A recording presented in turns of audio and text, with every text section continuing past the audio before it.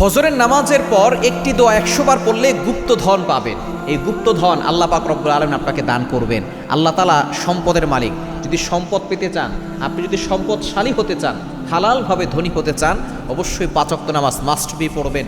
মানুষের হক নষ্ট করবেন না, আত্মীয়স্বজনদের সাথে সম্পর্ক ভালো রাখবেন এবং ফজরের নামাজের পরে এই ছোট্ট দোয়াটা 100 বার করে পড়বেন। নবীজি সাল্লাল্লাহু আলাইহি সাল্লাম জানিয়ে দিয়েছেন এই দোয়ার ভিতরে আল্লাহ তাআলার গুপ্ত ধন রয়েছে। আল্লাহ পাক রব্বুল আলামিন দোয়ার ভিতরে গুপ্ত ধন রেখেছেন। সুতরাং এই দোয়ার ভিতরে আল্লাহ তাআলার দুইটি ইসমে আজম গুণবাচক দুইটা নাম রয়েছে, ইয়া হাইয়ু ইয়া কাইয়ুম। আল্লাহ তাআলার গুণবাচক দুইটি নাম, এই দুইটি নাম আয়াতুল কুরসির ভিতরে এসেছে।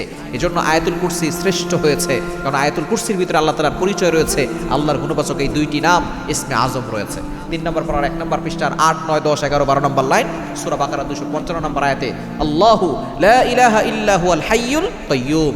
আল হাইয়ু আল কাইয়ুম এই দুইটা নাম হচ্ছে ইসমে আজম। সুতরাং এই ইসমে আজম নাম এই দোয়ার ভিতরে রয়েছে।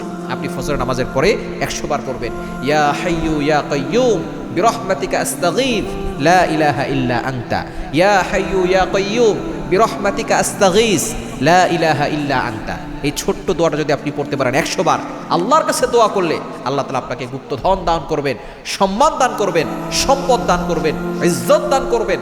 আপনি ইয়াকিনের সাথে আল্লাহর কাছে দোয়া করবেন, আল্লাহর কাছে বলবেন, কারণ ফজরের সময় অটোমেটিক এই সময় দোয়া করলে দোয়া কবুল হয় এবং এই সময় আল্লাহ তাআলা বান্দার প্রতি বরকত নাজিল করেন। কারণ এই সময় নবী সাল্লাল্লাহু আলাইহি ওয়াসাল্লাম বরকতের দোয়া করেছেন, আল্লাহুম্মা বারিক লিউম্মতি ফি বুকুরিহা।